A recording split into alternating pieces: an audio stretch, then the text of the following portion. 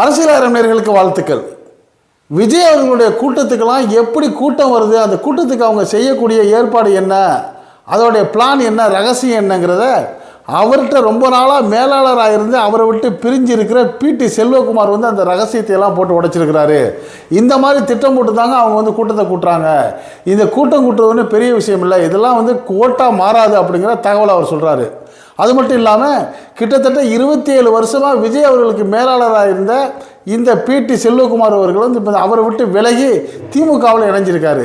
திமுகவில் இணைஞ்சப்ப அவருக்கு அங்கே வந்து நல்ல ஒரு மதிப்பு மரியாதை கொடுத்து வரவேற்கிறாங்கிறத விட சமீபத்தில் நடந்த ஒரு கூட்டத்தில் வந்து முதலமைச்சர் மு.க. ஸ்டாலின் கலந்துக்கிட்ட கூட்டத்தில் பிடி செல்வகுமார் அவர்களுக்கும் அழைப்பு கொடுக்குறாங்க. அவர் போகிறாரு. அப்போ ஒரு 4-5 மேடை தள்ளி உட்காந்துருக்கிறவரை முதலமைச்சர் வந்து கையெழுச்சி கூப்பிட்டு தன் அருகில் அமைச்சு வச்சுக்கிறாரு. அந்த அளவுக்கு அவருக்கு வந்து மரியாதை கொடுத்து அவரை வந்து இப்போ சிறப்பு செய்யக்கூடிய அளவுக்கு ஸ்டாலின் வந்து அவருக்கு முக்கியத்துவம் கொடுக்கறதுக்கு என்ன காரணம்? அதுக்கு எல்லாரும் சொல்கிறாங்க, இல்லை விஜய்கிட்டேருந்து வந்ததுனால தான் அப்படி செய்கிறாருன்னு சொல்லி. இல்லை, பிடி செல்வகுமாருடைய திறமையை தெரிஞ்சுக்கிட்ட ஸ்டாலின் தான் இப்படி செய்கிறாருன்னு சொல்கிறாங்க.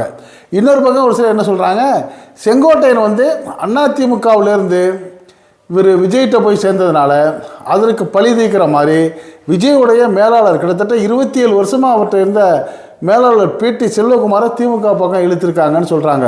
இது மட்டும் இல்லாமல் நிறைய ரகசியங்களை போட்டு உடைச்சிருக்காங்க. பிடி செல்வகுமார் மனம் திறந்து பேசியிருக்காரு. அவர் என்ன சொல்லியிருக்காங்கிறத சில நிமிடங்கள் வந்து வாங்க நம்ம வீடியோக்குள்ளே போய் பார்ப்போம். நமக்கெல்லாம் தெரியும், விஜய் அவர்கள் வந்து ஒரு திரைப்பட நடிகருங்கிறத தாண்டி அவருடைய அப்பா எஸ்.ஏ. சந்திரசேகர் வந்து மிகப்பெரிய ஒரு டைரக்டர், பட தயாரிப்பாளர். அவர் தன்னுடைய மகனை வந்து எப்படியாவது கலைத்துறையில், சினிமா துறையில் முன்னுக்கு கொண்டு வரணுங்கிறதுக்காக பெரிய முயற்சியெல்லாம் எடுத்தார். அப்படி முயற்சியெல்லாம் எடுக்கிறப்ப அந்த விஜய் அவர்களுக்கு வந்து மேலாளரை வந்து யாரை வந்து ஃபிக்ஸ் பண்ணார்னா அந்த பிடி செல்வகுமாரை தான் ஃபிக்ஸ் பண்ணார். அந்த பிடி செல்வகுமார் என்ன பண்ணார், விஜய் அவர்களுக்காக நிறைய அலுவலகங்களுக்கு ஏறி இறங்கியிருக்கிறாரு. ஆரம்ப கட்டத்தில் வந்து விஜய் அவர்களை வந்து பலர் என்ன பண்ணாங்க, விமர்சனம் பண்ண ஆரம்பித்தாங்க. ஆரம்ப சில திரைப்படங்களில் வந்து ஃபெயிலியர் ஆனதுலாம் நம்மளுக்கு தெரியும். அந்த நேரத்தில் அவருடைய அதாவது முகபாவங்களெல்லாம் கேலி செய்தெல்லாம் கூட போட்டாங்க. இதெல்லாம் ஒரு முறையாங்க, இதுக்கெல்லாம் என்னங்க சான்ஸுங்கிற மாதிரிலாம் வந்து ஒரு தரம் தாழ்த்தி பலரும் பேசக்கூடிய சூழ்நிலையெல்லாம் இருந்துச்சு.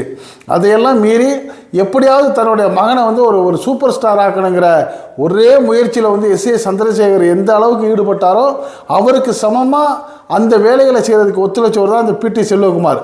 அப்படிப்பட்ட அந்த பிடி செல்வகுமார் இந்த 27 வருடங்கள் கடந்து ஏன் இன்றைக்கி விஜயை விட்டு பிரிஞ்சு திமுகவில் சேர்ந்துருக்காங்கிறதா பெரிய கேள்விக்குறியாக இருக்குது. இப்படி இருக்க காரணப்போ இந்த பிடி செல்வகுமார் என்ன சொல்கிறாரு, நான் ஆரம்ப கட்டத்தில் அவருடைய வளர்ச்சிக்காக நிறையா வேலை பார்த்தேன். ஆனால் அதே சமயம் வந்து இப்போ வந்து அவர் கட்சி ஆரம்பித்த பிறகு அவர்கிட்ட ஒரு சில கூட்டம் கூடி இருக்குது. இந்த கூட்டமெல்லாம் அவருடைய வளர்ச்சிக்கு உதவுன கூட்டமே கிடையாது. இதெல்லாம் தங்களுடைய சுய லாபத்துக்காக, தங்களுடைய ஏதோ ஒரு சுய விருப்பத்துக்காக இந்த விஜய் கூட சேர்ந்துக்கிட்டு அவருக்கு தவறான தகவல்களை கொடுத்து என்ன பண்ணுறாங்க, என்னை வந்து அவர்கிட்டேருந்து பிரிச்சுட்டாங்க. அவர்கிட்டேருந்து என்னை பிரித்தது வந்து ஒருவேளை எனக்கு நஷ்டம்னு சொன்னாலும் இன்னொரு வேளை நான் லாபம்னு சொல்லுவேன். காரணம் வந்து 27 வருஷமாக நான் வந்து அவர்கிட்ட இருந்து பெரிய பிரதிபலன் எதுவுமே அடையலை. அப்படிப்பட்ட நிலையில் ரொம்ப பேர் சொல்கிறாங்க, நீங்கள் வந்து விஜய்கிட்ட இருந்ததுனால தான் இவ்வளோ பெரிய பிரபலம் ஆகிட்டீங்க, இல்லாட்டி உங்களையெல்லாம் வந்து திமுக அழைக்கிற அளவுக்கு நீங்கள் முன்னுக்கு வர மாட்டீங்கன்னு சொல்கிறாங்க. அப்போ அந்த பிடி செல்வகுமார் சொல்கிறாரு, ஓ அப்படியா, அப்போ விஜய்கிட்டேருந்து பிரிஞ்சாங்களே ரகுராஜன், ஏசி குமார், ஜெயசீலன் அவங்களாம் இப்போ இந்த பிரபலமாக இருக்காங்களா, அவரை வந்து முதலமைச்சர் அழைக்கிறாரா? அப்படிலாம் இல்லை, அவங்கவுங்க பார்க்குற அந்த வேலை தாங்க அவங்கள வந்து ஈர்க்க செய்யுது. நான் விஜய்கிட்ட இருக்கிறப்ப விஜய் வந்து ஒரு முன்னணி நடிகர், சிறப்பான நடிகர், சூப்பர் ஸ்டாராக இப்போ இருக்கார், அதெல்லாம் கரெக்டு. ஆரம்பத்தில் அவர் சூப்பர் ஸ்டாரா, ஆனால் அவரை சூப்பர் ஸ்டாராக கொண்டு வர்றதுக்கு நான் எவ்வளோ பாடுபட்டேங்கிறது எங்களுக்கு தான் தெரியும்.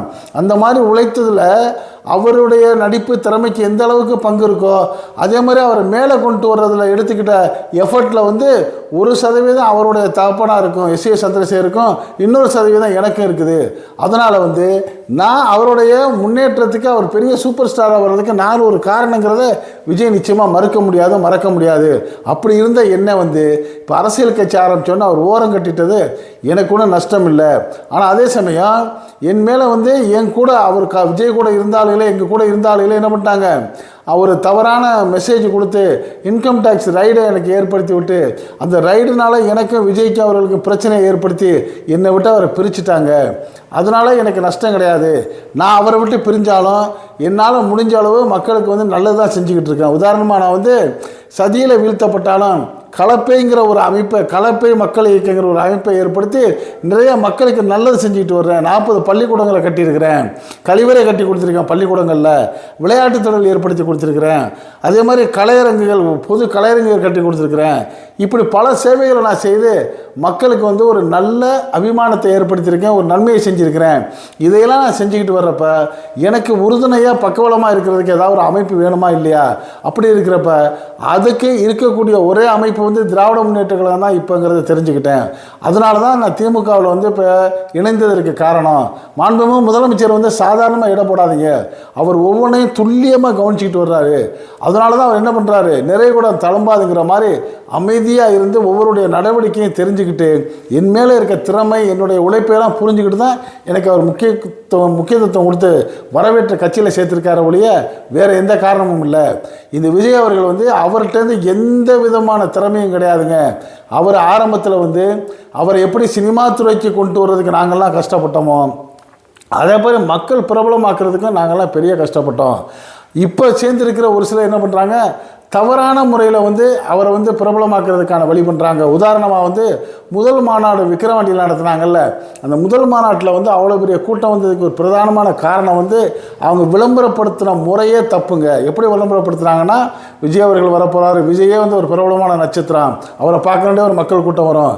இன்னொரு பக்கம் என்ன சொன்னாங்க, அந்த மாநாட்டில் வந்து அஜித் சார் வந்து கலந்துக்க போகிறாருன்னு விளம்பரப்படுத்தினாங்க. அது மட்டும் இல்லாமல் அந்த மாநாட்டில் குத்து விளக்கு ஏற்றுறதுக்கு அஜித் சாருடைய மனைவி ஷாலினி வர போகிறாங்கன்னாங்க. அந்த மாதிரி மிகப்பெரிய பிரபலங்கள்லாம் வரப்போகிற மாதிரி வாய்மொழி செய்தியாக தகவலை பரப்பி விட்டாங்க. அதெல்லாம் கேட்ட பொதுமக்கள், ரசிகர்கள் என்ன பண்ணாங்க, ஓ இவ்வளவு பிரபலங்களை நம்ம பார்க்க வேணாமாங்கிற ஒரு ஆர்வத்தில் வந்த கூட்டம் தானே ஒழிய தமிழக வெற்றி கழகங்கிற ஒரு வெற்றி கழக அரசியலுக்கு வந்த கூட்டம் இல்லை.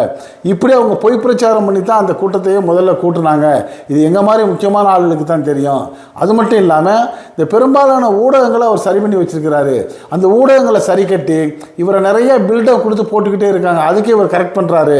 அவர் விஜய் எந்திரிச்சிட்டாரு, விஜய் நடக்கிறாரு, விஜய் குளிக்கிறாரு, விஜய் வண்டி ஏறாருங்கிற மாதிரி இவரை பேசியே இவர் மேலே டிபேட் நடத்திய இவர் ஒரு பிரபலியமாக்குறதுக்கு இவர் செலவழிக்கிறாரு. இன்னொரு பக்கம் வந்து இவருடைய ஒவ்வொரு நிகழ்ச்சியிலையும் வந்து கலந்துக்கிறாங்கல்ல தொண்டர்கள், அந்த தொண்டர்களை பற்றி இவர் எந்த கவலையுமே பட்டதில்லை. அதில் நடக்கிற அசம்பாவிதங்களை இந்த மீடியாக்கள் வெளியிடாது. காரணம் வந்து உதாரணத்துக்கு ஒரு தொண்டர் என்ன பண்ணியிருக்கிறாரு, இவருடைய மாநாட்டுக்கு வர்றதுக்காக 25,000 ரூபாய்க்கு தன்னுடைய ஒரு முக்கியமான ஒரு பொருளை அடகு வச்சுட்டு அதை கடன் வாங்கிட்டு வந்து மாநாட்டில் கலந்துக்கிட்டு போயிருக்கிறாரு.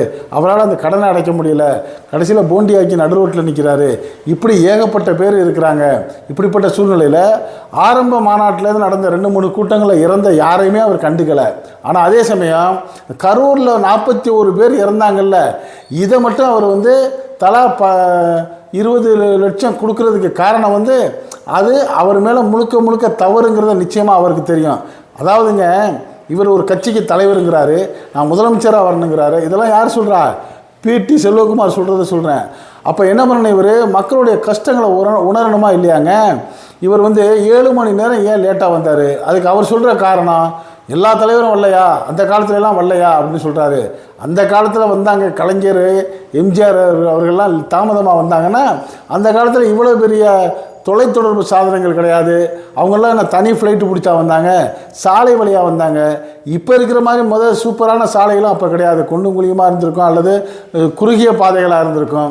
வர்ற வழியில் மக்கள் மறித்து அங்கங்கே கூட்டங்களை நடத்திட்டு வர்றதுனால குறிப்பிட்ட நேரத்துலேருந்து 1 மணி நேரம் 2 மணி நேரம் தாமதமாக வந்திருப்பாங்க. அவங்க வேணும்னு வரல. ஆனால் விஜய் என்ன பண்ணுறாரு, இந்த கரூர் கூட்டத்துக்கு வர்றதுக்கு முன்னாடி அவர் நாமக்கல்லில் பேசக்கூடிய கூட்டம் காலையில் 8:30 அறிக்கை கொடுத்துட்டு சென்னையிலே 8:30 புறப்படுறாருங்கிறப்ப திட்டமிட்டு ஒரு காலதாமதமாக வர்றதுக்கு என்ன காரணம்? இவருடைய பொதுச்செயலாளர் புஷி ஆனந்த் அறிவித்தது 12 மணிக்கு கரூரில் பேசுவார்னு சொல்கிறாரு. அதனால் அவரோட ரசிகர்கள்லாம் அதுக்கு முன்னாடியே 10 மணிக்கு வந்து கூட ஆரம்பிச்சிட்டாங்க. ஆனால் இரவு 7 மணிக்கு வந்து பேசுகிறாரு. 7 மணி நேரம் தாமதமாக வர்ற இந்த விஜய் வந்து அங்கே நிற்கக்கூடிய மக்கள், எவ்வளோ கஷ்டப்படுவான், எவ்வளோ சிரமப்படுவான், தண்ணி இல்லாமல் கஷ்டப்படுவாங்க, தாய்மார்கள் வந்திருக்காங்களே, அவங்களுக்கு உணவு இருக்காது, உட்கார்றதுக்கு இடம் இல்லையே, நிழல் இல்லையே, அவங்களாம் எவ்வளோ அவஸ்தைப்படுவாங்கிறத கொஞ்சம் கூட எண்ணி பார்க்குற அந்த எண்ணமே அவருக்கு இல்லை பார்த்தீங்களா? ஏன்னா இவர் தனி விமானத்தில் சல்லுன்னு வர்றாரு, பிரம்மாண்டமான வசதி உண்ட பங்களா மாதிரி வந்து பஸ்ஸில் வந்து இறங்கி 10 நிமிஷம் அவர் பேசுகிறதுக்கு 7 மணி நேரம் மக்களை அவஸ்தைப்படுத்தி நிற்கிறாங்களே, அவங்க எவ்வளோ கஷ்டப்படுவாங்கங்கிற ஒரு எண்ணம் கூட கற்பனை கூட இல்லாதவர் இவர் எப்படிங்க நாட்டு மக்களுடைய கஷ்டத்தை உணர்வார்? அதனால் இவருக்கு ஆட்சியாக ஆள்றக்கூடிய தகுதியெல்லாம் கிடையாது. இவர் நினச்சிக்கிட்டு இருக்கிறாரு இவ்வளோ கூட்டம் கூட்டிகிட்டா நம்மளுக்கு வாக்கு வரும்னு சொல்லி. அந்த கூட்டத்தில் நின்று அவஸ்தைப்பட்டு உயிர்களை பலி கொடுத்தவங்களும் சிரமப்பட்டவங்களும் இன்னும் பல கஷ்டங்களை வெளியில் சொல்லாமல் போயிருக்கிறவங்களாம் என்ன பண்ணுவாங்க? இவருக்கு எதிராக தான் இருப்பாங்க. இந்த திட்டம்லாம் போட்டு கொடுக்குறது தான் இப்போ இவரை சுற்றி இருக்கிற ஒரு சில கூட்டம். இந்த கூட்டங்கள் வந்து என் மாதிரி ஆளுகளை தவிர்க்கிறதுக்கு காரணம், நான்லாம் இருந்திருந்தேன்னா இவ்வளோ பெரிய இழப்புக்கே நடந்திருக்காத அளவுக்கு நான்லாம் சரி கட்டியிருப்பேன்னு சொல்லி பிடி செல்வகுமார் சொல்லிவிட்டு இதெல்லாம் பார்த்து தான் எனக்கு என்ன பண்ணிட்டேன், ஆகா இந்த தமிழக வெற்றி கழகம் இல்லை, தமிழக வெட்டுக்கழகம், இது வந்து வீணான கழகம், இது வந்து நம்மளுக்கு சரி வராது, இது கட்டுப்பாடு இல்லாத ரசிகர்கள் கொண்ட ஒரு கூட்டமே ஒழிய இது அரசியல் கூட்டம் இல்லை அப்படிங்கிறத தெரிஞ்சுக்கிட்டு தான் நான் வெளியேறிட்டேன். அதே சமயம் நான் வெளியேறினது எந்த விதமான அவருக்கு மோசநாசம் பண்ணிவிட்டு நான் வெளியேறலை. நான் வந்து அவருக்கு நிறையா உழைச்சிருக்கிறேன், நல்லது செஞ்சுருக்கேன், அவருக்கே தெரியும். ஆனால் அதெல்லாம் நினச்சி கூட பார்க்காத அளவுக்கு அவர் ஆயிட்டாருங்கிறப்ப 27 வருஷம் அவருக்கு பாடுபட்ட உழைப்புக்கு உறுதுணையாக நின்ற என்னையே பிறந்தவர் இவர் எங்கே மக்களுக்கு நல்லது செய்ய போகிறாரு அப்படிங்கிற மாதிரி இந்த விஜய் அவர்கள் மேலே அடுக்கடுக்கான குற்றச்சாட்டுகளை வந்து பிடி செல்வகுமார் சொல்கிறதுல முக்கியமான ஒரு குறிப்பு என்னென்னா, இவர்கள் கூட்டம் கூட்டுறதுக்குன்னே ஒரு திட்டம் போடுறாங்க. இவர்கள் நோக்கம் வந்து தான் வர்றப்ப நிறையா கூட்டம் கூடணுங்கிறதுக்கு. அதுக்கு உதாரணம் கூட்டத்தை சொல்லிட்டாரு. முதல் மாநாட்டில் எப்படி அஜித் வர போகிறாரு, ஷாலினி வர போகிறாங்கன்னு சொல்லி இன்னும் பல பிரபலங்கள் வரப்போகிறதா வாய் செய்திகளை வதந்தியை பரப்பி விட்டதுனால தான் கூட்டம் கூடிச்சு. அதே மாதிரி இப்போ பாருங்கள், பாண்டிச்சேரியில் 72 நாட்களுக்கு பிறகு ஒரு கூட்டம் கூட்டினார். நாங்கள் 5000 பேருக்கு தான் டோக்கன் கொடுக்குறோம், அவங்க மட்டும்தான் வருவான்டாரு. ஆனால் இவர் டோக்கன் கொடுத்த அளவுக்கு மக்கள்லாம் வரலன்னு என்ன பண்ணாங்க, கட்டுப்பாடு இல்லாமல், ஏன்னா அவங்களோட நோக்கம் கூட்டம் நிறையா வரணுங்கிறது, தள்ளிவிட பார்த்தாங்க. அந்த பாண்டிச்சேரியில் இருக்கிற ஒரு எஸ்பிஎம் மேடம் என்ன பண்ணாங்க வந்து, ஏயா நீங்கள் 41 உயிர்களை சாகடிச்சதை பத்தாதா இப்படி பண்ணுறீங்கன்னு சொல்லி சத்தம் போட்டதே அவங்க வந்து இதே ஒரு சாட்சியாக இருக்குது. இப்படி எந்த ஒரு திட்டமும் இல்லாமல் கட்டுப்பாடும் இல்லாமல் காட்டாற்று வெள்ளம் போல் இவங்க போகிறது வந்து இவர்களுக்கு வந்து அரசியலில் பலத்தை கொடுக்காது, நிச்சயமாக பலகீனத்தை கொடுக்கும். இவர் வந்து விமர்சனத்துக்கு ஆளாவார். அது மட்டும் இல்லாமல் ஒரு தமிழ்நாட்டில் ஆண்டு கொண்டு இருக்கிற முதலமைச்சரை இவர் நோக்கி பேசக்கூடிய பேச்செல்லாம் மக்களுக்கு வந்து முகம் சொல்லிக்கிற மாதிரி இருக்குது. சிஎம் சார், சிஎம் அங்கிள் பயமாக இருக்கா அப்படி இப்படின்னு பேசுகிறாரு. ஒரு முதலமைச்சரை வந்து இப்படி பேசக்கூடாது. இன்னொரு பக்கம் பாருங்கள், அந்த விஜயை வச்சுக்கிட்டு அதே மேடையில் ஆதவர்ஜனா பேசுகிறாரு. வந்து பார், மோதி பார், 6 மாதம் தெரியும் என்ன நடக்கும் தெரியுமான்னு சொல்லி மிரட்டுறீங்களே, என்னங்க பண்ணுவீங்க? அப்போ நீங்கள் ஆட்சிக்கு வந்தால் மிரட்டுறது, உருட்டுறது, பழி வாங்குறது தான் செய்வீங்களா? மக்கள் நானும் செய்ய மாட்டீங்களா அப்படிங்கிற கேள்வியை வந்து அரசியல் நோக்கங்கள் மட்டும் இல்லாமல் மக்கள்லாம் கேட்குறாங்க. இதையெல்லாம் வச்சு பார்க்குறப்ப வரக்கூடிய 2026 தேர்தலில் இவங்க வந்து ஒரு பிளான் போட்டு சில உத்தேசமான கணக்குகள் அள்ளி விட்டுருக்காங்க. அதாவது 135 இடங்கள் 140 இடங்களில் தமிழக வெற்றிகளும் ஜெயிச்சிருமா, திமுக வந்து 90 இடத்துல நிற்குமா, 30 இடத்துல வந்து அதிமுக நிற்குமான்னு சொல்லி இவங்க வாய்க்கு வந்த அந்த கணக்கெலாம் வந்து சரியான கணக்கு இல்லை, மக்களை ஏமாத்துகிற கணக்கு. ஆனால் ஸ்டாலின் சொல்கிறார் பார்த்தீங்களா, இலக்கு 200ன்னு சொல்லி அது நடக்கிறதுக்கு வாய்ப்பு இருக்குன்னு சொல்கிறாங்க. காரணம் என்னென்னா, ஸ்டாலின் அவர்களோடு இருக்கக்கூடிய அந்த கூட்டணி வந்து பலமாக இருக்குது, ஸ்ட்ராங்காக இருக்குது, கொள்கையோடு இருக்குது, யாருமே பிரிஞ்ச மாதிரி தெரியல. ஆனால் அதே சமயம் இந்த பாஜக அதிமுக கூட்டணி வந்து ஒரு ஜெல்லாகாத கூட்டணியாக இருக்குது. தொண்டர்களுக்கு வந்து விருப்பம் கிடையாது. அதுக்கெல்லாம் ஒரு மடி மேலே போயிட்டு ஒருவேளை அது வெற்றி பெற்றால் யார் முதலமைச்சருங்கிறத இன்னும் குழப்பம் நீடிச்சுக்கிட்டே தான் இருக்குது. இதையெல்லாம் கணக்கில் வச்சு நிச்சயமாக அது 2வது இடத்துக்கு வர்றதுக்கு கூட வாய்ப்பு இல்லை. அதே போல் இந்த விஜய் அவர்களும் தனி அணியாக நின்று நான் தான் முதலமைச்சர், என் கூட வர்றவங்களுக்கு நான் வந்து ஆட்சியிலையும் பங்கு அதிகாரத்திலையும் பங்குன்னு தர்றாரு, நீங்கள் யாரும் ஜெயிக்க கூட முடியாதுங்க, ஏன் கட்டுத்தொகை கூட வாங்க முடியாதுன்னு சொல்லி ஒரு சிலர் சொல்கிறாங்க.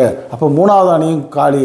4வது அணி சீமானை வந்து நான் எப்போவும் தனித்து தான் நிற்பேன், நாங்கள் தனியாக நிற்போம் நிற்கக்கூடிய சீமான் அவர்களும் பழைய கணக்குப்படி 8% வாக்குகள் வாங்குறதுக்கான வாய்ப்பு இல்லை. அவரோட சதவீதம் வந்து சற்று குறைய வாய்ப்பு இருக்குது. காரணம் வந்து விஜய் அவர்கள் ஒரு இடத்துலேருந்து பறிக்கக்கூடிய வாக்குகள் இந்த சீமான் கட்சியுடைய நாம் தமிழர் வாக்குகளாகவும் இருக்கும்.